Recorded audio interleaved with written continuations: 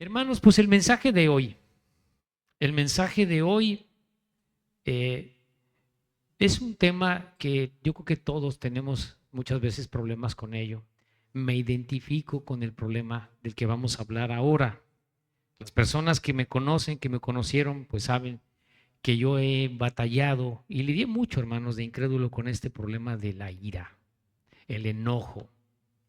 ¿Tienen ustedes problema con ello? ¿O soy el único? Ah, bueno. Todos, hermanos, hemos batallado con este problema, pero pues puede convertirse en algo grave en nuestra vida, ¿ok? El título de la prédica se llama De la ira a la humillación, ¿ok? De la ira a la humillación. Vamos, por favor, al libro de Santiago, al capítulo 1, y nuestra base de lectura va a estar enfocada en el versículo 17 al 21. Hermanos, Santiago es una carta que quizá fue escrita, quizá de los primeros libros del Nuevo Testamento, más o menos en el año 45-50 después de Cristo se escribe Santiago. Los evangelios, pues más o menos son de esa fecha, un poquito más adelante. Se cree que incluso es el primer libro del Nuevo Testamento. Es un libro que va dirigido a las 12 tribus de Israel y obviamente escrito por Jacobo, que bueno, después cambia nombre Santiago. Jacobo fue medio hermano de Jesucristo. Se cree que él se convierte después de la resurrección de Cristo. Y él escribe esta carta. Muy bien. Es una carta que va enfocada a los primeros cristianos. Es una carta que habla específicamente de la conducta cristiana. ¿Me explico? Es un libro corto y me habla específicamente de mi comportamiento como cristiano. ¿Cuál debe de ser cuando verdaderamente hemos recibido a Cristo? ¿Ok? Entonces, en este contexto, en el libro de Santiago, comienza con el capítulo 1 del propósito de las pruebas. Y dice que Dios no tienta a nadie, cada uno es tentado, ¿verdad? De acuerdo a su propia concupiscencia, su propio pecado. Dice que si tienes falta de sabiduría, la pidas a Dios con fe. Y después empieza a hablar en estos versículos que es nuestra base del mensaje de hoy. Voy a orar y comenzamos. Padre, Señor, poderoso Rey de Reyes, te doy muchas gracias por otro día, Padre, que nos regalas con vida, Señor. Mira que es una bendición grande poder estar aquí en este lugar cómodamente sentados y escuchar tu palabra. Padre, este mensaje tan importante que aplica primeramente a mí, Señor, el carácter. Gracias, Padre, por la salvación. Gracias, Señor, porque solo a través de tu Hijo Jesucristo realmente podemos cambiar. Nadie cambia, Señor, si no es por medio de Jesucristo.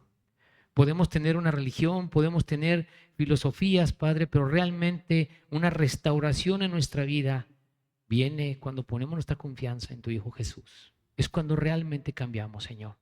Padre, quiero pedirte que me guíes en este mensaje, que hables a los corazones de mis hermanos que están aquí sentados y los que no te conocen también, Padre, para que puedan doblar rodilla a ti, porque no hay otra forma de que tengamos salvación. Guíame en el nombre poderoso de Jesús. Amén. Ya estamos ahí en el versículo 17, dice, toda buena dádiva y todo don perfecto desciende de lo alto, del Padre de las luces, en el cual no hay mudanza ni sombra de variación. Las cosas buenas vienen de Dios, hermanos, porque Dios es luz, no hay tinieblas en él. Él es el creador del universo, de las lumbreras, y también dice que no hay mudanza, porque Dios no cambia, hermanos, no varía en nada. Dios, es soberano y es un Dios bueno y no cambia, ¿verdad? No cambia de parecer el Señor.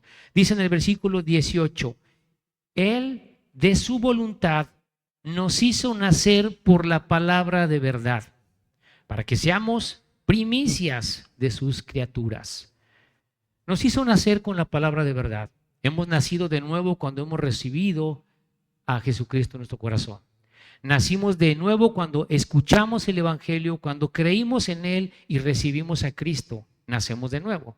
Y luego aquí Santiago dice primicias de sus criaturas. Bueno, se entiende también que está dirigido a los primeros cristianos, aunque también eso llega hasta nosotros también, ¿verdad? Pero él se refiere, mira, somos los primeros cristianos, está comenzando la iglesia, primicias de sus criaturas. Ahora todos somos también hijos de Dios cuando aceptamos a nuestro Señor Jesucristo. Dice en el versículo 19, por esto, mire cómo comienza aquí Santiago, por esto, mis amados hermanos, hablándole a los ya creyentes, todo hombre sea pronto para oír, tardo para hablar, tardo para airarse, es decir, para la ira. Ya explicó Santiago en este primer capítulo varias cosas que ya hablamos, ¿verdad? La prueba de nuestra fe, las tentaciones que tenemos en nuestra propia carne no vienen de Dios, porque Dios es luz. Entonces dice, mira, como consecuencia de que tú has creído el Evangelio, mi amado hermano, sé pronto para oír, tardo para hablar y tardo para airarse. Yo, hermanos, la verdad, respeto mucho a una persona que cuida sus palabras, que es mesurado para hablar. Conozco pocos así. Yo soy un arrebatado, hermanos. No, el Señor me rescató, en realidad. Yo actúo y después me digo, no, es que no era así. Y a veces nuestro orgullo nos mantiene, hermanos, cuando ya nos dimos cuenta que estamos mal. Pero hay personas, hermanos, que tienen ese don de mesurado. Pero mire, Santiago nos está diciendo algo importante. Por esto, entonces nos está diciendo, mira, aquí hay una instrucción que debes atender continuamente, lento para hablar. Hay un dicho en mi tierra, en Guadalajara, no sé si también aquí, dice, el pez por la boca muere, cuando después hablamos de más. Vamos a poner nuestra mano aquí, vamos a Eclesiastés al capítulo 5. Eclesiastés capítulo 5, a este libro poético escrito por Salomón. Salomón escribe el libro de Eclesiastés, como lo hemos comentado, hermanos, cuando él ya regresa al Señor después de haber hecho y deshecho en su vida, y él escribe este libro que pues habla del razonamiento del hombre, cómo debemos vivir esta vida aquí en la tierra. Eclesiastés 5 del 1 al 2 dice, cuando fueres a la casa de Dios, guarda tu pie y acércate más para oír que para ofrecer el sacrificio de los necios, porque no saben que hacen mal. No te des prisa con tu boca, ni tu corazón se apresure a proferir palabra delante de Dios, porque Dios está en el cielo y tú sobre la tierra, por tanto, sean pocas tus palabras. Y si usted sigue leyendo, hermanos, hasta el versículo 8, habla de que cuando tú le prometes algo a Dios, pues cúmplele, porque si no, pues destruye tu obra. Salomón aconseja algo importante, ¿verdad? El hombre más sabio que ha existido en la tierra, por supuesto que escribe este libro con el Espíritu Santo, pero te da un consejo importante. Mira, cuida mejor tu boca, cuida tus palabras, porque también las promesas apresuradas, dice, son de necios que actúan sin pensar, ¿verdad? Hacen las cosas sin darse cuenta que hacen mal. Y le pongo también el ejemplo como viene más adelante, ¿verdad? Podemos hacer promesas a Dios, hermanos. A veces hablamos con Dios, Señor, dame esto y yo voy a cambiar. Te prometo que voy a ser diferente. Pero Dios ya sabe, hermanos, ya sabe toda nuestra vida completa, ¿verdad? Entonces habla de ser cuidadoso, no compulsivo y diciendo, cuida tu boca. ¿Ok? Entonces entendemos algo, vamos nuevamente aquí a Santiago, le doy tiempo a que regrese. En el versículo 19 estamos, hermanos. Estamos entendiendo algo importante que nos dice Santiago, ¿verdad? Pronto para oír, más bien mira, enfócate en oír, espérate antes de hablar y no te vayas a la ira. Tardo para airarse. ¿Estamos de acuerdo? Muy bien. Tardo para airarse. Ese es el tema principal que estamos atendiendo hoy. La ira, hermanos, no es provocada por una enfermedad en una persona. Es una actitud del corazón de cada persona. Es un tema de conducta de cada quien. Ahora, yo estuve revisando ahí, pues en internet, los problemas que te puede provocar la ira. Mejor no los anoté, hermanos. Presión arterial alta, eleva el cortisol, puede afectar el corazón, problemas digestivos. La ira sí te provoca daño físico, pero es un tema del corazón, de la actitud. Una persona, hermanos, que tiene ira, que generalmente explota encolerizada, ya no controla su boca. Es muy fácil para esa persona ofender. Da una libertad para injurias desordenadas la persona. Una persona que está en esa situación, hermanos, que ya es a veces habitual, ya no escucha. Ya no escucha consejo, no entiende razones, se priva, hermanos. Y la ira, hermanos, pues provoca violencia con nuestra boca y es pecado. Yo le puedo decir en mi vida personal, porque no se trata de hablar de mí aquí en el púlpito. Yo, bendito Dios, yo tuve trabajos, hermanos, de gerente, de director de empresas, de desarrolladoras de vivienda, y yo traté con muchos ingenieros arquitectos. Si usted me conociera, hermano, no diría, no, Alejandro, es que no eras tú, era yo, hermanos. Era arrebatado, impulsivo, ofensivo. Alguien se me ponía ahí complicado en la obra y agarraba el garrote y hasta que lo corría. Eran más mis palabras de groserías que lo que usted escucha ahora. Pero hermanos, Dios nos cambia. Y le puedo decir algo, no hay nada más difícil para las personas que tenemos una profesión, que lidiamos en ciertas áreas cuando tienes liderazgo, que te controles. Es bien difícil, hermanos. A veces yo digo, me tengo que aguantar.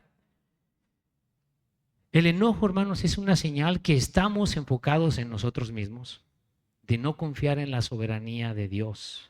Como le he dicho, hermanos, una persona que se enoja fácilmente, ofende, va a tener problemas con las personas.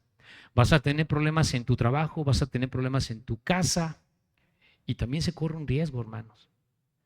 Se empiezan a apartar de ti las personas y lo puedes tener hasta en tu propia familia. Si tienes ira y enojo, te van a querer evitar, porque eso pasa, hermanos. Es triste. Pero mire algo importante. Venimos a la iglesia. Aquí nadie trae ira. Yo no he escuchado a nadie discutiendo ahí, hablando por teléfono, aventando groserías. No he escuchado eso. A lo mejor en el trabajo también te controlas. Pero entonces sí podemos controlarnos. Ese es el punto al que quiero llegar. Porque luego, ¿qué pasa, hermanos? Pues nos subimos al carro, a veces con nuestra propia familia, y empieza, hermano. Nomás se oye el clac de la puerta y ahí es quién eres. Ahí está quién eres. ¿Y eso qué es, hermanos? Hipocresía. ¿Estamos de acuerdo? Eso es hipocresía. Hay que decir las cosas como son. Una persona que tiene problemas con la ira, hermanos, va a ser peleonero, contencioso. Esa palabra peleonero en las escrituras es una palabra contenciosa, que está buscando problemas. Y nos ponemos en riesgo también. Nos ponemos en riesgo. Antes igual en el auto empiezas, alguien se te mete y empieza a ir claxon y las groserías y todo, te pones en riesgo. Mejor te calmas. ¿Ok? Vamos a leer dos citas bíblicas aquí en Proverbios. Proverbios 14, 29. 14, 29. Los tengo conmigo, ¿verdad? Nadie está enojado, no va nada, ¿verdad? Proverbios 14, versículo 29. Hay tantas cosas aquí en Proverbios en este tema, hermanos, que bueno, si usted lee Proverbios, se lo va a encontrar en varios capítulos. 14, 29 dice, el que tarde en airarse es grande de entendimiento, mas el que es impaciente de espíritu enaltece la necedad. Oye, pero yo tengo razón. Estoy enojado, estoy furioso y estoy hablando a despotricar de cosas porque tengo razón. Enaltece la necedad. Ahí mismo vamos al 29:11, un poco más adelante aquí en Proverbios 29:11. Solamente tomé estos dos, hermanos, porque mire, me habla lo mismo, habla de necio. 29:11, ¿ya está usted ahí? El necio da rienda suelta a toda su ira, mas el sabio al fin la sosiega, es decir, descansa. Hay algo para entender en estos dos versículos, hermanos. La Biblia le llama necio al que responde con ira. Le da rienda suelta y el sabio le da tranquilidad. La Biblia recalca que la necedad la ve, o sea, la ira y el ateísmo los ve como personas necias. Si usted lee todo Proverbios, son dos cosas que encierran muy marcado: el ateo y el que responde con ira. En resumen, Dios le está diciendo, eres un necio. Sí me debe de importar, hermano, lo que piensa Dios. Efesios 4:26. Efesios 4:26. Porque también hay algo, hermanos. No, no tiene nada de malo enojarse, sentir a veces coraje. Es normal, tenemos emociones, pero me debo controlar. Esa es la diferencia. 4:26. Aquí está hablando el apóstol Pablo. ¿Cómo empieza? Airaos, pero no pequéis. No se ponga el sol sobre vuestro enojo. Mira, que no pase el día, ¿verdad? Ya pasó el día y tú sigues igual. Pablo nos dice algo, mira, puedes enojarte. ¿En qué cosas me puedo enojar, hermano? Pues en las cosas que van en contra de la justicia de Dios. Puedo enojarme en eso, pero no pequéis. ¿Y cómo? Cálmate, tranquilo. Puedes sentirte afectado, te pudieron haber provocado daño en algo, pero no peques. ¿Sí se entiende? Hermanos, uno de los frutos del Espíritu Santo es templanza. ¿Y sabe qué es templanza? Dominio propio. Eso es templanza. La única ira que yo puedo sentir es lo que está contra la justicia de Dios. Todo lo demás es de nuestro viejo hombre. Todo lo demás está enfocado en el yo, lo que a mí me da coraje, lo que no es como yo quiero. Pero por supuesto, cuando somos creyentes y tenemos el Espíritu Santo, pues las cosas deben cambiar. ¿Estamos de acuerdo? Regresamos a nuestra lectura aquí en Santiago. Y en el mismo capítulo 1, los versículos 20 y 21. Dice, porque la ira del hombre no obra la justicia de Dios. Por lo cual, desechando toda inmundicia y abundancia de malicia, recibid con mansedumbre la palabra implantada, la cual puede salvar vuestras almas. En este versículo 20, si usted lee en la traducción, en la nueva traducción viviente, dice, el enojo humano no produce la rectitud que Dios desea. Puede entender lo que dice en este versículo 20. Debemos quitar, hermanos, todo lo malo, todo lo sucio, todo ese lastre de cosas que cargamos cuando éramos incrédulos y echarlo en el bote de la basura, hermanos. Deberíamos de hacer así. Hemos entendido el amor de Dios en el Evangelio y por supuesto que tenemos que cambiar. Tiene que estar esa evidencia ahí. Le vuelvo a repetir, si nosotros mantenemos ese enojo, esa ira en nuestro carácter que se ha caracterizado en mi vida y sigue igual, algo está mal. Algo está mal. ¿Estamos de acuerdo? Algo está mal. Definitivamente no estás confiando en la soberanía de Dios. Y ya hablamos, vas a afectar a personas. Puede afectarse hasta tu propio trabajo, tu propia familia, tus hijos, si estás actuando con ira. Amén. ¿Tiene sentido? Santiago 3 del 8 al 12, la lectura aquí mismo en Santiago 3 del 8 al 12. Este capítulo 3 de Santiago, como puede ver, estamos hablando de que nos habla de la conducta cristiana y el capítulo 3 habla de la lengua. Y comienza en el versículo 1 precisamente, no os hagáis maestros muchos de vosotros, porque vas a recibir mayor condenación. No condenación de infierno, sino consecuencias. Así comienza el capítulo 3 con Santiago. Mira, cuidado si quieres volverte un líder, si quieres servir, aguas, porque tienes una lengua que si no la controlas te va a dar problemas. Estamos en el 8, dice, pero ningún hombre puede domar la lengua, que es un mal que no puede ser refrenado. Mire lo que dice, llena de veneno mortal.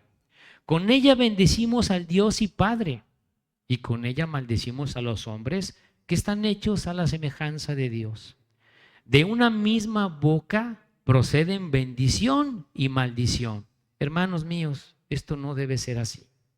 ¿Acaso alguna fuente hecha por una misma abertura, agua dulce y amarga? Hermanos míos, ¿puede acaso la higuera producir aceitunas o la vid higos? Así también ninguna fuente puede dar agua salada y dulce. Ninguna fuente. ¿Qué dice Santiago? Tiene que haber una evidencia que realmente recibiste a Cristo. Contrólate. ¿Estamos de acuerdo? Contrólate. Entonces, hermanos, ahora quiero enfocarme en algo. Lo contrario a la ira, a la amargura, cosas de nuestra propia esencia incrédula, característica en el incrédula. ¿Qué me pide Dios, hermanos? Ser humilde. Y Dios me hace una promesa preciosa al ser humilde. Nos exaltará, nos elevará. Jesucristo puso el ejemplo de la humildad y lo voy a leer ahorita al final, pero quiero enfocarme ahorita en estos versículos. Lo que Dios me pide es ser humilde. Humillarse es una condición que también viene del corazón. Una persona que no se humilla ante Jesús no le puede salvar. Cuando una persona recibió a Cristo es porque se humilló ante Él, ante Dios, reconociéndose un pecador. ¿Estamos de acuerdo? No hay otra forma, hermanos. Por eso lo hacemos llorando cuando recibimos a Cristo. Perdóname, perdóname. Vamos a Santiago 4:10, estamos aquí en Santiago. Santiago 4:10. Humillaos delante del Señor. ¿Y qué dice?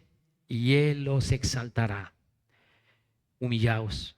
No existe otro camino para las bendiciones de Dios que el humillarse. La exaltación se traduce del griego hupsó, que habla literal elevar. Y eso es a su tiempo también. Cuando el Señor, ¿verdad?, venga por nosotros. Humíllate, te está diciendo aquí Santiago, ¿verdad? Humillaos delante del Señor y Él os exaltará.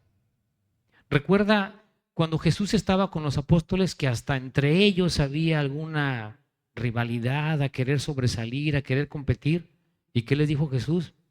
Servir, servir. Ahí es donde vas a tener un lugar de privilegio, a servir. Primera de Pedro 5:6, un poco más adelante. Primera de Pedro 5:6.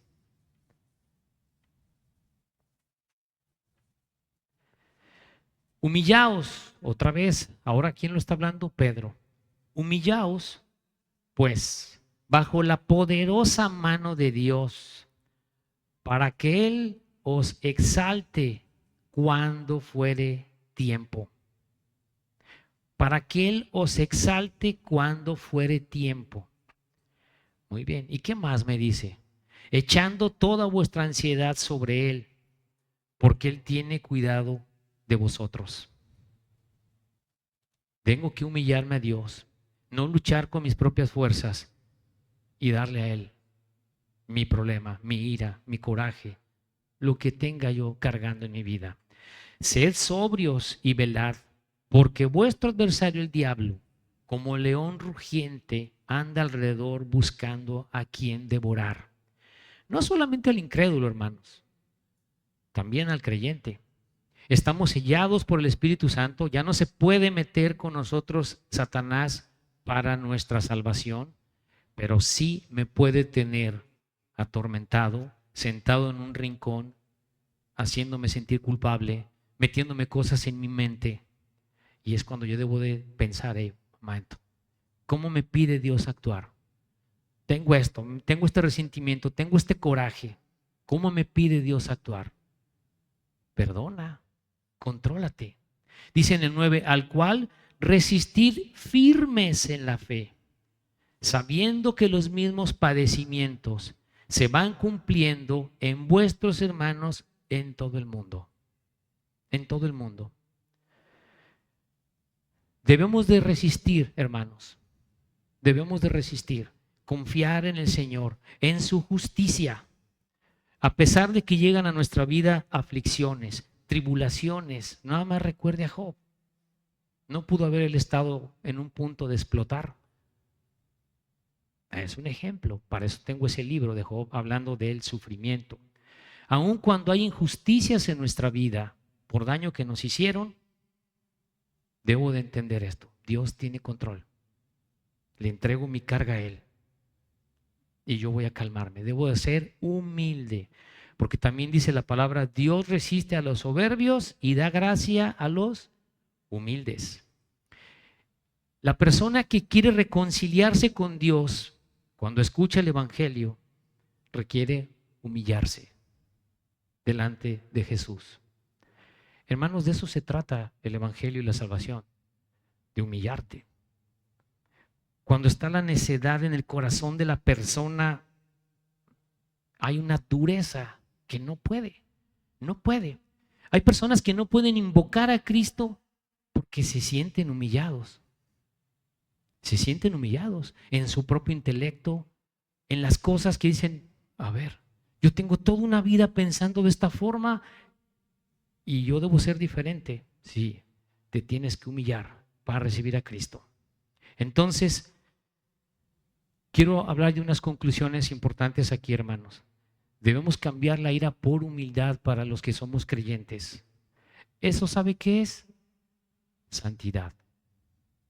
Y eso es estar dentro de la voluntad de Dios. ¿Qué me pide Dios a mí? Vivir en santidad.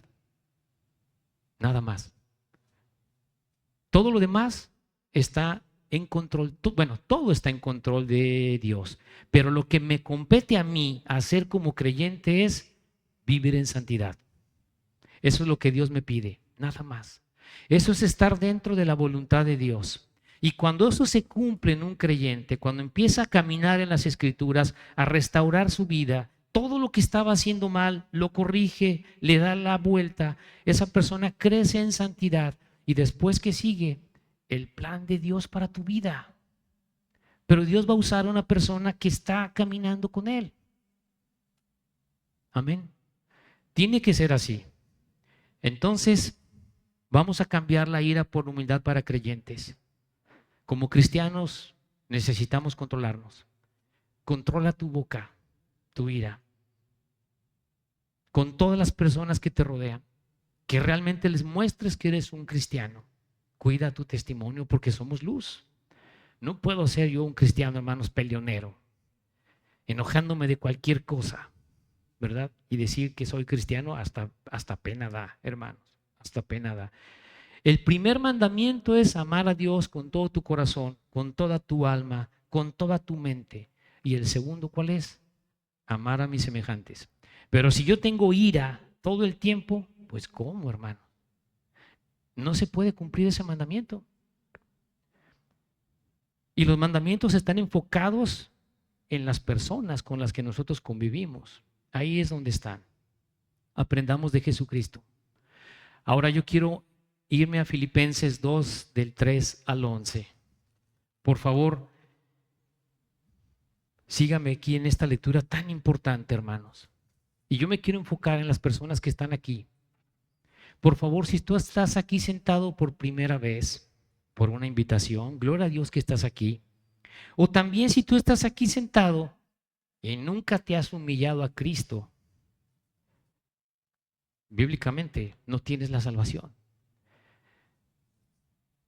Hemos hablado muchas veces, para yo tener la salvación, hay un punto en mi vida en el que yo me voy a reconciliar con Dios humillándome al que me tengo que humillar, que es Jesucristo. Es el único, es el único. No hay nadie más que a Él. A veces no te sientes merecedor por cosas que tú hiciste. Mira, necesitas el perdón de Dios, no de la persona a la que tú le hiciste daño. Necesitas el perdón de Él, porque Él es el que va a juzgar a todos. ¿Ya está usted ahí? Mire lo que podemos entender en esta lectura. Nada hagáis por contienda, peleando, o por vanagloria. Antes bien, con humildad, estimando cada uno a los demás como superiores a él mismo. ¿Qué te está diciendo Dios? Rebájate. No mirando cada uno por lo suyo propio, sino cada cual también por lo de otros. Y luego, hermanos, del 5 en adelante, por favor, mire, observe si no tiene su Biblia. Antes de leer esto, le quiero decir algo. Dios nos pudo haber salvado de muchas formas. ¿Estamos de acuerdo? Él es Dios poderoso, pero nos salvó de una forma que nos hace entender en la Escritura lo que tengo que hacer: humillarme. ¿Y qué hizo Dios, hermanos? Hacerse hombre, venir a la tierra a una humillación terrible. Se humilló. Eso para mí debe ser un mensaje profundo en mi corazón de decir que necesito humillarme a Él. Jesucristo en su obra en la cruz nos pone el ejemplo de lo que es la humillación. Y dice así: allá pues en vosotros este sentir. ¿Cuál sentir? La humillación que hubo también en Cristo Jesús, el cual, siendo en forma de Dios, no estimó el ser igual a Dios como cosa a que aferrarse. ¿Puede entender? Dios mismo se despojó de ser Dios. Dejó su trono en el cielo y viene a la tierra en una forma humana a ser humillado. Por eso dice, ¿verdad?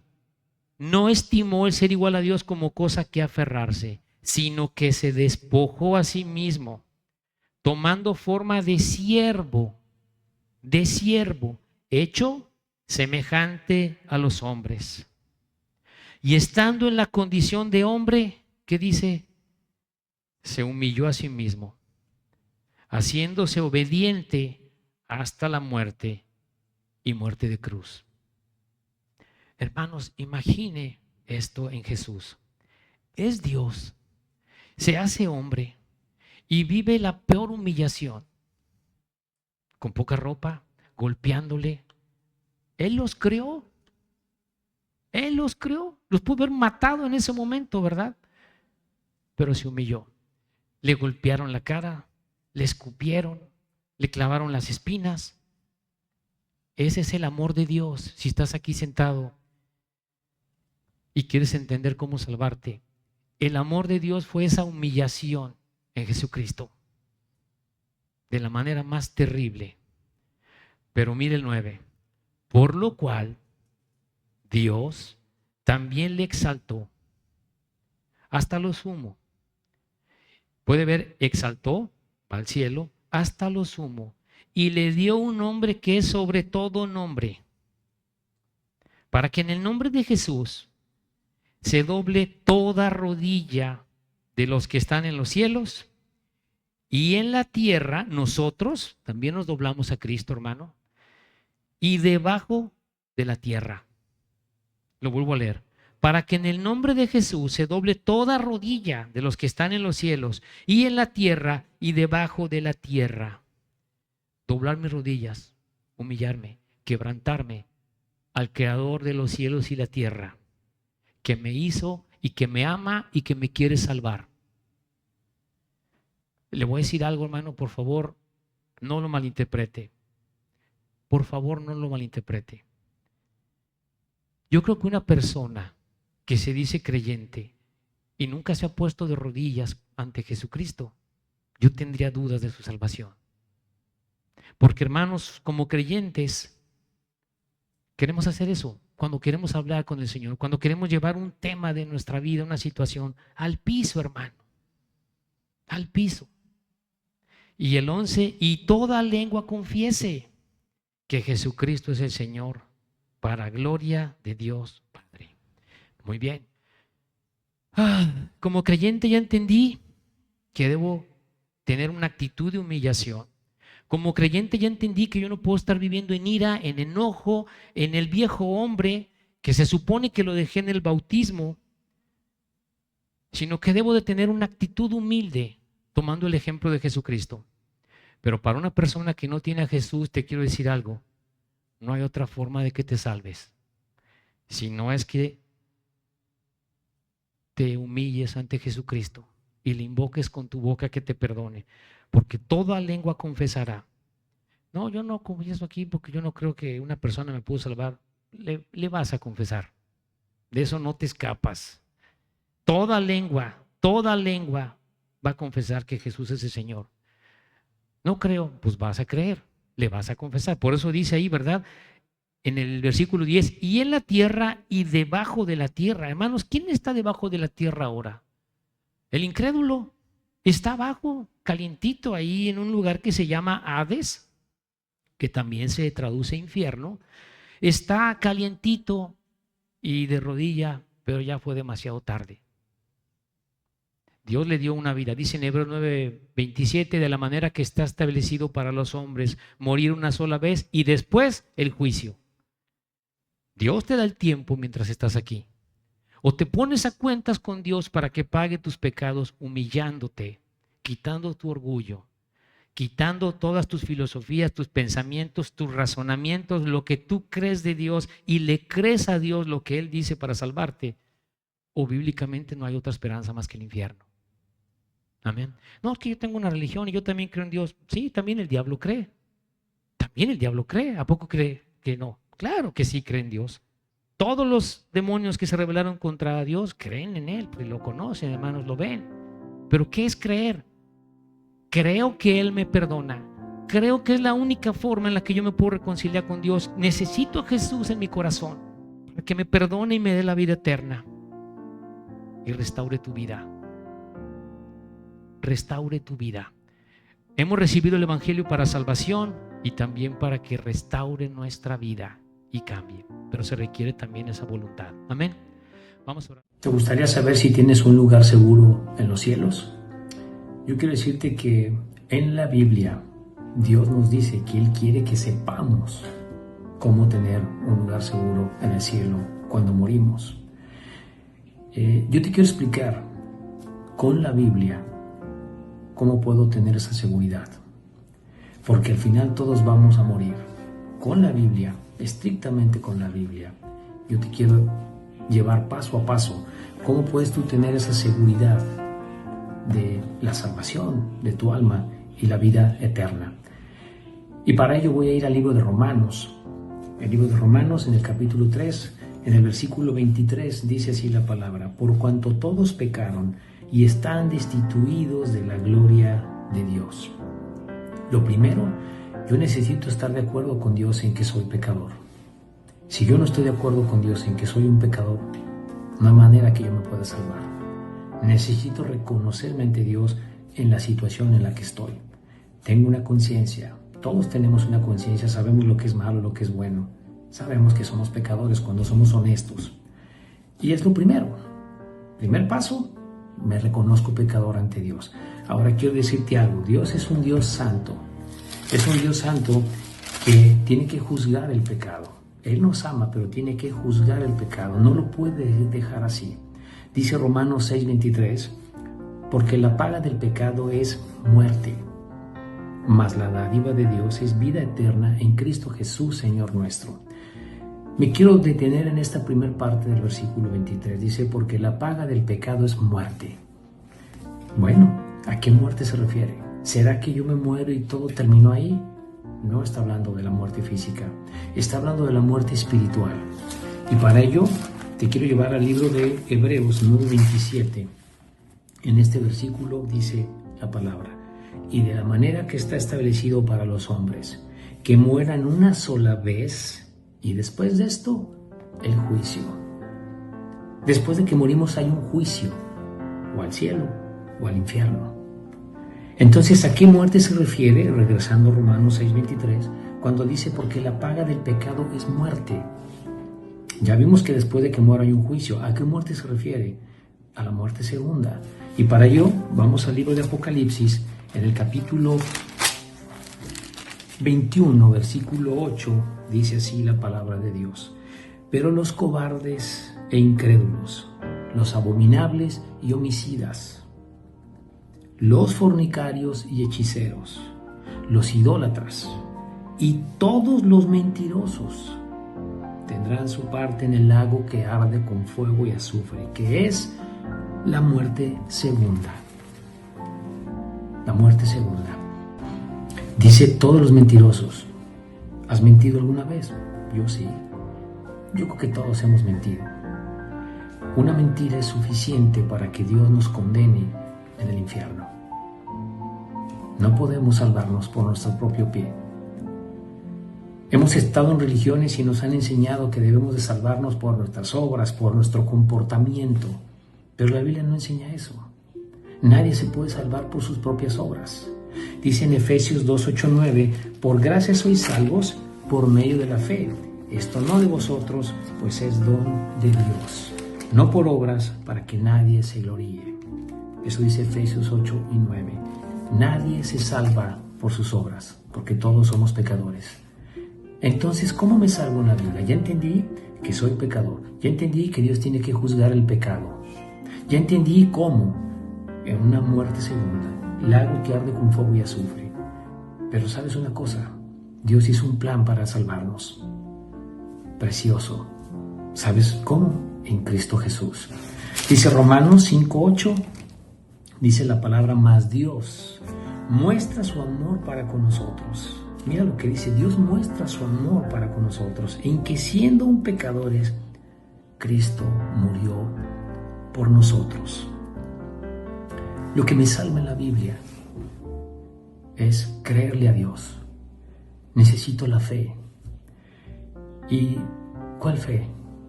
Cristo es Dios. Cristo, que es Dios, vino a la tierra, tomó una forma humana de hombre, perfecto, sin pecado, y paga la cuenta que yo no puedo pagar. Nadie podemos pagar. Jesús vino hecho hombre, siendo Dios, y va a la cruz a ser castigado, derramando su sangre y resucitando el tercer día.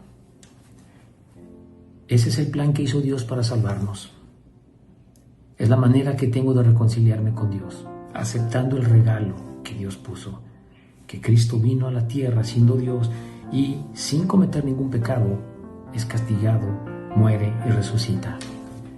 La salvación en la Biblia es que tú creas que esa obra de amor que hizo Dios es lo que te puede salvar. ¿Sabes? Ninguna religión te salva. Te salva lo que Dios hizo en Jesucristo, pagar nuestra cuenta. La única manera que yo tengo para reconciliarme con Dios es estar de acuerdo en lo que Él hizo.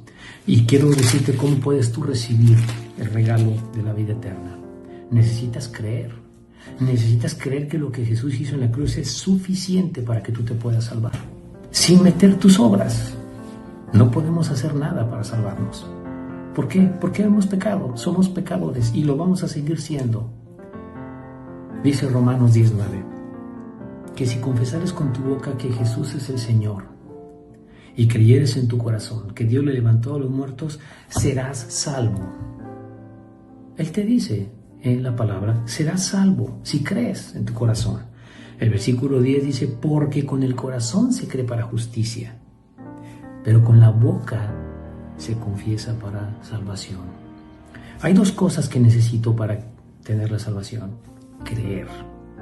Creer con todo mi corazón para justicia. ¿Qué debo creer? Que lo que hizo Jesús es suficiente. Debo creer que no son mis obras las que me salvan, sino lo que Él hizo en la cruz. Debo creer que es la única manera que yo tengo de reconciliarme con Dios, que Él ha pagado mi cuenta en la cruz, con su muerte y su resurrección. Creer con todo mi corazón. ¿Y qué es creer con todo mi corazón? Con todo mi pensamiento, mis sentimientos, con mi voluntad. Es suficiente para que yo tenga perdón. Lo que tú hiciste, Señor, en la cruz. Y hacerlo tu Señor. La palabra Señor en la Biblia se traduce autoridad soberana.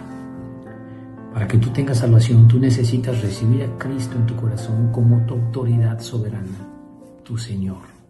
Por eso dice, ¿verdad?, el versículo 10, porque con el corazón se cree para justicia, pero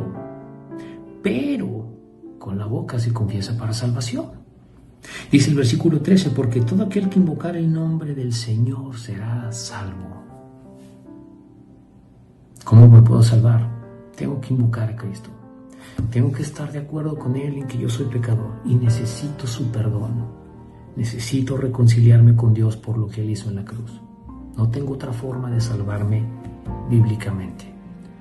Donde tú te encuentres, si tú crees que esto es la verdad, tú le puedes pedir a Cristo que te perdone, que sea tu Señor, en una oración sencilla, donde tú te encuentres. Manejando, te puedes parar a un lado, en tu casa, al lado, en tu cama, en una silla. Tienes que invocarle a Cristo. Yo te puedo guiar en una oración si tú crees esto. Puedes orar así. Jesús, te pido que me perdones. Reconozco que soy un pecador, pero creo que tú me has perdonado con tu obra de amor en la cruz. Te doy gracias por la vida eterna, Jesús.